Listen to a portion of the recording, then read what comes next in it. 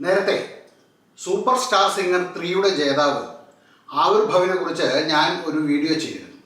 ആവിർഭവിൻ്റെ സംഗീതത്തെക്കുറിച്ച് കൂടുതൽ അറിയുവാനും അത് കാഴ്ചക്കാരിലേക്ക് എത്തിക്കുവാനും ആ കൊച്ചുമിടുക്കനുമായിട്ട് ഒരു അഭിമുഖത്തിന് ഞാൻ ശ്രമിച്ചിരുന്നു. പക്ഷേ ചില സാങ്കേതിക കാരണങ്ങളാൽ അത് സംഭവിച്ചില്ല. മാത്രമല്ല, ഈ കൊച്ചു ഗായകൻ്റെ കഴിവുകളെയും മറ്റും ആസ്പദമാക്കി ഒരു ആസ്വാദകൻ എന്ന നിലയിൽ ഒരു വീഡിയോ ചെയ്യണമെന്ന് നിരവധി പേര് എന്നോട് പറഞ്ഞതിൻ്റെ പ്രകാരം ഈ വീഡിയോ.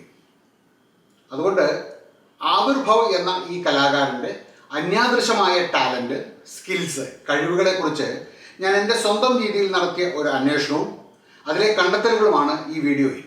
ആവിർഭവിൻ്റെ സൂപ്പർ സ്റ്റാർ സിംഗർ 3യിലെ എല്ലാ പ്രകടനങ്ങളും വീണ്ടും വീണ്ടും കണ്ടിട്ടാണ് ഞാൻ ഈ ഒരു ഉദ്യമത്തിന് മുതിരുന്നത്.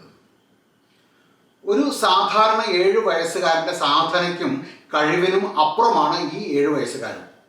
ഞാൻ കഴിഞ്ഞ വീഡിയോയിൽ ആവിർഭവിനെ ഒരു ചൈൽഡ് പ്രോഡിജി എന്ന് വിശേഷിപ്പിച്ചിരുന്നു. ശരിക്കും ഒരു ചൈൽഡ് പ്രോഡിജി തന്നെയാണ് ആവിർഭവ്. ആവിർഭവിൻ്റെ വോക്കൽ എബിലിറ്റി എന്ന് പറയുന്നത് തികച്ചും ഇന്നേറ്റ് ആണ്, ജന്മസഹജമാണ്, നാച്ചുറലാണ്. ഈ വോക്കൽ എബിലിറ്റിയുടെ പ്രധാനപ്പെട്ട 2 ഘടകങ്ങൾ, ഒന്ന് വോയിസ് ക്വാളിറ്റിയും രണ്ടാമത്തേത് പിച്ചിന്മേലുള്ള അസാധാരണമായ നിയന്ത്രണവുമാണ്.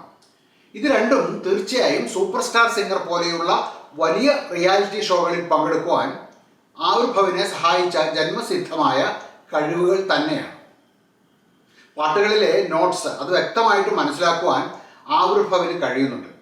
സ്റ്റാർട്ടിംഗ് നോട്ട്, മിഡ് നോട്ട്സ്, അതുപോലെ ലാൻഡിംഗ് നോട്ട്സ് എല്ലാം കൃത്യമായി മനസ്സിലാക്കി ആ നോട്ടുകളിൽ തന്നെ വീഴുന്നുണ്ട് ആവിർഭവ് പാടിയ എല്ലാ പാട്ടുകളും. സംഗതികളെ നമ്മൾ തമാശയാക്കി പറയാറുണ്ടെങ്കിലും ഇൻട്രിൻസിക് ആയിട്ടുള്ള ചില സംഗതികൾ വളരെ ഈസിയായി ആവിർഭവിന് വഴങ്ങുന്നുണ്ട്. ഒട്ടേറെ പാട്ടുകൾ സൂപ്പർ സ്റ്റാർ സിംഗറിൽ തന്നെ ഉദാഹരണമായിട്ടുണ്ട്.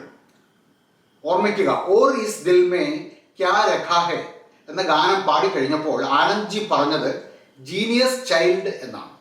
റിയാലിറ്റി ഷോകളിൽ ഫിനാലെ ഒഴികെയുള്ള എല്ലാ എപ്പിസോഡുകളിലും സാധാരണ പാടുന്നവരുടെ പിച്ച് എവിടെയെങ്കിലും ഒക്കെ ശരിയാകാതെ വരുമ്പോൾ പിച്ച് കറക്റ്റ് ചെയ്തിട്ടാണ് പിന്നീട് സംപ്രേഷണം ചെയ്യുക.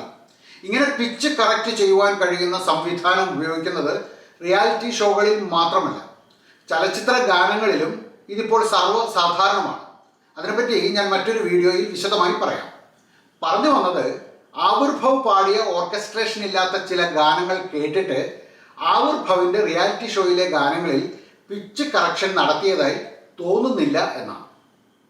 ഇത്രയും ചെറിയ പ്രായത്തിൽ ഒരു റിയാലിറ്റി ഷോ ജയിച്ചു വരുവാൻ ഒരു ബ്രോഡ് വോക്കൽ റേഞ്ച് തന്നെ ഉണ്ടാകണം.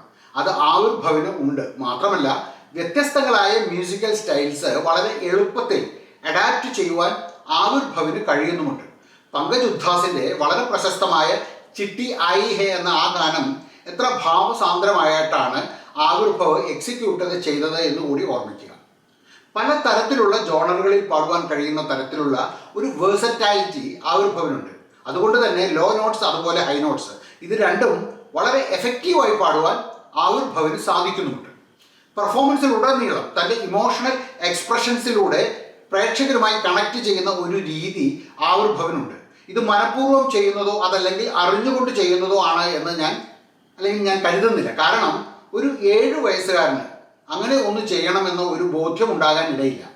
അതേപോലെ തന്നെയാണ് ഗാനങ്ങളിലെ ഫീലിങ്സ് വിധികർത്താക്കളിലേക്കും കാഴ്ചക്കാരിലേക്കും അത് കൺവേ ചെയ്യുവാൻ ആവിർഭവിന് വ്യക്തമായും സാധിക്കുന്നുണ്ട്. ഒരുപക്ഷെ ഒറിജിനലോളം തന്നെ വരുന്നില്ലെങ്കിലും ഒരു 7 വയസ്സുകാരനിൽ നിന്നും നമ്മൾ എന്താണോ പ്രതീക്ഷിക്കുന്നത് അതിനും മുകളിൽ അത് കൊടുക്കുവാൻ ആവിർഭവിന് കഴിയുന്നുണ്ട്. ചില പാട്ടുകൾ പാടുമ്പോൾ എവിടെയാണോ ഹസ്കീനെസ് വേണ്ടത് അതെല്ലാം ഭംഗിയായി ചേർക്കുവാൻ ആവിർഭവിന് കഴിയുന്നുമുണ്ട്.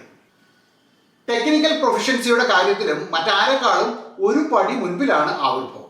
ശ്വാസ നിയന്ത്രണം, ബ്രത്ത് കൺട്രോൾ, വിബ്രാറ്റോ, അതുപോലെ ഫ്രേസിംഗ് ഇതൊക്കെ ഒരു നല്ല ഗായകനെ സംബന്ധിച്ചിടത്തോളം അത്യാവശ്യമാണ്.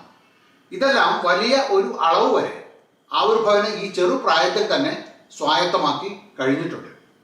ഇനി ഞാൻ പറയാൻ പോകുന്നത് ആവിർഭവ് എന്ന ഗായകനിൽ ഞാൻ കണ്ട വലിയ ഒരു പ്രത്യേകതയാണ്. അത് മറ്റൊന്നുമല്ല, ഗ്രാസ്പിംഗ് പവറാണ്.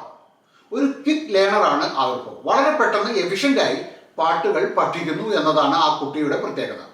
സങ്കീർണങ്ങളായ മെലഡികൾ, അതിൻ്റെ ലിറിക്സ് ഇതെല്ലാം വളരെ പെട്ടെന്ന് പഠിക്കുന്നു. ഇത് ഏതൊരു ഗാനവും ചുരുങ്ങിയ സമയം കൊണ്ട് അതിൻ്റെ ലിറിക്സ് കാണാതെ പഠിച്ച് നന്നായി പ്രാക്ടീസ് ചെയ്ത് നല്ല ഫീലോടെ ആത്മവിശ്വാസത്തോടെ മത്സര ബുദ്ധിയോടെ വേദിയിൽ അവതരിപ്പിക്കുവാൻ ആവിർഭവിന് ആവുന്നുണ്ട്. എങ്ങനെയാണ് പാട്ട് പാടുന്നത് എന്ന് ആനന്ദ് ജി ആവിർഭവിനോട് ചോദിക്കുമ്പോൾ പഠിക്കും പാടും എന്ന് വളരെ കൂളായി പറയുന്നുണ്ട്. ഓർക്കണം, മാതൃഭാഷ മലയാളമായിട്ടുള്ള ഒരു കുട്ടി തനിക്ക് അറിയുകയില്ലാത്ത ഒരു ഭാഷ പഠിച്ച് ആ ഭാഷയിലെ പാട്ടുകൾ കാണാതെ പഠിച്ച് ഉച്ചാരണശുദ്ധിയോടുകൂടി പാടുന്നു എന്നത് ചെറിയൊരു കാര്യമല്ല. കൊച്ചു കുട്ടികളെ പോലെ കളിച്ചും ചിരിച്ചും ഓടി ചാടി വന്ന് സ്റ്റേജിൽ പെർഫോമൻസ് ആരംഭിച്ചാൽ വേറെ ഒരാളായി മാറും ആവിർഭവം. മെൻറ്റേഴ്സ് അതുപോലെ ജഡ്ജസ് ഇവരിൽ നിന്നും കിട്ടുന്ന ഫീഡ്ബാക്കിന് അനുസൃതമായി അത് അഡാപ്റ്റ് ചെയ്യുവാനുള്ള കഴിവും അതിന് പ്രകാരം പെർഫോമൻസിൽ വരുത്തുന്ന മാറ്റങ്ങളും ആവിർഭവിൻ്റെ ശക്തമായ ഗ്രാസ്പിംഗ് പവർ തന്നെയാണ് കാണിക്കുന്നത്. വളരെ ചെറുപ്പമാണെങ്കിലും ആവിർഭവിൻ്റെ മ്യൂസിക് തിയറിയുടെ ഫൗണ്ടേഷൻ മേലുള്ള ഒരു പരിജ്ഞാനം അത് അപാരമാണ് എന്ന് പറയാതെ വയ്യ. എൻ്റെ അറിവ് ശരിയാണെങ്കിൽ ആവിർഭവ് ഇപ്പോൾ തന്നെ ഒരു ഗുരുവിൻ്റെ കീഴിൽ ശാസ്ത്രീയ സംഗീതം അഭ്യസിക്കുന്നുണ്ട്. ഇതെല്ലാം പാട്ടുകൾ പഠിക്കുന്നതിനും മ്യൂസിക് കമ്പോസിഷനുകളെ വ്യക്തമായി മനസ്സിലാക്കുന്നതിനും ആവിർഭവിനെ സഹായിക്കുന്നുണ്ട്. ഈ ചെറുപ്രായത്തിൽ തന്നെ കൂടുതൽ മ്യൂസിക് ജോണറുകൾ, കൂടുതൽ മ്യൂസിക് സ്റ്റൈലുകൾ ഇതെല്ലാം പരിചയപ്പെടുന്നത് ആവിർഭവ് എന്ന കൊച്ചു കലാകാരൻ്റെ ഭാവിയിലെ പെർഫോമൻസ് സ്കില്ലുകൾ കൂട്ടുവാനും കൂടുതൽ സംഗീത പരിജ്ഞാനം ആർജിക്കുവാനും ഉപയുക്തമാകുമെന്ന കാര്യത്തിൽ യാതൊരു സംശയവുമില്ല. മറ്റൊന്ന് ആവിർഭവിൻ്റെ സ്റ്റേജ് പ്രസൻസാണ്. സാധാരണ കൊച്ചുകുട്ടികളിൽ അവർ സ്റ്റേജിൽ വരുമ്പോൾ നെർവസ് ആകുകയും സഭാകമ്പം പ്രകടിപ്പിക്കുകയും ചെയ്യാറുണ്ട്. എന്നാൽ ആവിർഭവിൻ്റെ കാര്യം വളരെ വിഭിന്നമാണ്. ഏതു തരത്തിലുള്ള ഓഡിയൻസിന് മുന്നിലാണെങ്കിലും അത് ചെറുതായാലും വലുതായാലും കോൺഫിഡൻസോടെ പെർഫോം ചെയ്യുവാൻ അത് ആവിർഭവിനെ സഹായിക്കുന്നുമുണ്ട്. ഓഡിയൻസിനെ എൻഗേജ് ചെയ്യിക്കുന്നതിലും സ്റ്റേജിലെ കരിസ്മാറ്റിക് പെർഫോമൻസിനും അതോടൊപ്പം കോമ്പറ്റീഷനുകളിൽ ജയിക്കുന്നതിനും ആവിർഭവിനെ ഇത് നന്നായി തുണയ്ക്കുന്നുമുണ്ട്. ഈ സൂപ്പർ സ്റ്റാർ സിംഗർ മത്സരത്തിൽ തന്നെ ഉടനീളം മെൻറ്റേഴ്സിൻ്റെയും ഗ്രൂമേഴ്സിൻ്റെയും പിന്തുണയും സഹായവും വളരെ നല്ല രീതിയിൽ തന്നെ ആവിർഭവിന് ലഭിച്ചിരുന്നു എന്ന കാര്യത്തിൽ യാതൊരു സംശയവുമില്ല. അതിൻ്റെ ഒരു പ്രാഭവം ആവിർഭവിൻ്റെ പെർഫോമൻസുകളിൽ ഉടനീളം നിഴലിച്ചിരുന്നു. ഞാൻ മനസ്സിലാക്കിയിടത്തോളം ആവിർഭവിൻ്റെ ഏറ്റവും നല്ല ഗുരുവും മെൻറ്ററും ഗ്രൂമറും എല്ലാം ആവിർഭവിൻ്റെ ചേച്ചി അനിർവിന്യ തന്നെയാണ്. അസാധാരണ പ്രതിഭയുള്ള ഒരു ഗായികയാണ് അനിർവിന്യ. ചേച്ചി അനുജനെ പാട്ട് പഠിപ്പിക്കുന്ന, അവരൊരുമിച്ച് പാടുന്ന ഒക്കെ നിരവധി വീഡിയോകൾ സോഷ്യൽ മീഡിയയിൽ ഇപ്പോൾ വൈറലാണ്. ആവിർഭവിന് ലഭിക്കുന്ന പ്രൊഫഷണൽ ട്രെയിനിങ്ങും സപ്പോർട്ടും പ്രോത്സാഹനവും എല്ലാം ആ കുട്ടിയുടെ വിജയത്തിൻ്റെ പ്രധാന ഘടകങ്ങളാണ്. ആവിർഭവ് ഈ ചെറുപ്രായത്തിൽ തന്നെ പാട്ടുകളുടെ ലിറിക്സിൻ്റെ പിന്നിലുള്ള ഇമോഷൻസ് വ്യക്തതയോടെ പ്രതിഫലിപ്പിക്കുന്നുണ്ട്. ഓഡിയൻസിലേക്കും ജഡ്ജസിലേക്കും ആ ഒരു ഇമോഷൻസ് അങ്ങനെ തന്നെ ശക്തമായിട്ട് സന്നിവേശിപ്പിക്കുവാൻ ആവിർഭവിന് സാധിക്കുന്നുമുണ്ട്. അങ്ങനെ സാധിക്കുന്ന ഒരു ഇമോഷണൽ ഇൻ്റലിജൻസ് ആവിർഭവിനുണ്ട്. കുറച്ചുകൂടി കൃത്യമായി പറഞ്ഞാൽ സംഗീതത്തെ ഇമോഷണലായി മനസ്സിലാക്കുവാൻ ഈ കൊച്ചു പ്രായത്തിൽ തന്നെ ആ കുട്ടിക്ക് ആവുന്നുണ്ട്. എന്താണ് ആവിർഭവിൻ്റെ ഭാവി? അതുല്യനായ ഒരു കലാകാരനാകും ആവിർഭവ് എന്ന കാര്യത്തിൽ തർക്കമൊന്നുമില്ല.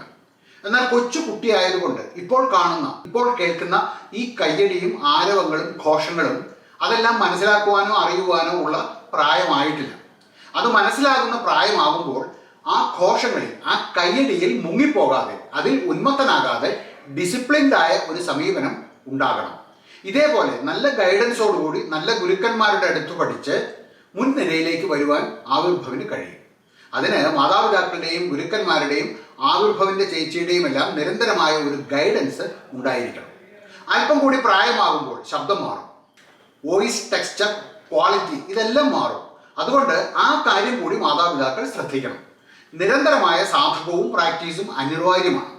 അത് സംഗീതത്തിൽ ഉയരങ്ങളിലെത്തുവാൻ ആവിർഭവിന് എപ്പോഴും കൂട്ടായി ഉണ്ടാകുകയും ചെയ്യും. നല്ല ഭാഷനും നല്ല സമർപ്പണവും ഒരു സംഗീത വിദ്യാർത്ഥിക്ക് അത്യാവശ്യമാണ്. അത് രണ്ടും ആവിർഭവിനുണ്ട്. എന്നാൽ ഭാവിയിലും അത് കൂടുതൽ കരുത്തോടെ സൂക്ഷിച്ച് മുന്നോട്ട് കൊണ്ടുപോകുവാൻ ആവിർഭവിന് കഴിയണം. വെല്ലുവിളികളെ സധൈര്യം നേരിടുവാനുള്ള കഴിവ് നിർബന്ധമാണ്. കാരണം എല്ലാ വേദികളിലും ഒരുപക്ഷെ ഒരേപോലെ പെർഫോം ചെയ്യുവാൻ പറ്റിയെന്ന് വരില്ല. ആ സമയങ്ങളിൽ തളരാതെ മുന്നോട്ട് പോകുവാനുള്ള ക്ഷമയും സഹനശക്തിയും അത്യാവശ്യമാണ്. ഇപ്പോൾ പാടുന്ന പാട്ടുകളെല്ലാം മറ്റു പലരും പാടി വെച്ചിട്ടുള്ളതാണ്. എന്നാൽ ഇനി ഭാവിയിൽ അങ്ങനെ ആവില്ല. തനിയെ പാടേണ്ടുന്ന ഒരു സാഹചര്യം വരുമ്പോൾ അത് നന്നായി പാടി ഫലിപ്പിക്കുവാൻ ഈ ഒരു കാര്യങ്ങൾ അത്യന്താപേക്ഷിതമാണ്. ഇനിയും ബഹുദൂരം സഞ്ചരിക്കുവാനുള്ള ഈ കലാകാരന് എല്ലാ ഭാവുകങ്ങളും ആശംസകളും നേരുന്നു. ഇനിയും ഉയരങ്ങളിലെത്തുവാൻ സർവേശ്വരൻ സഹായിക്കട്ടെ.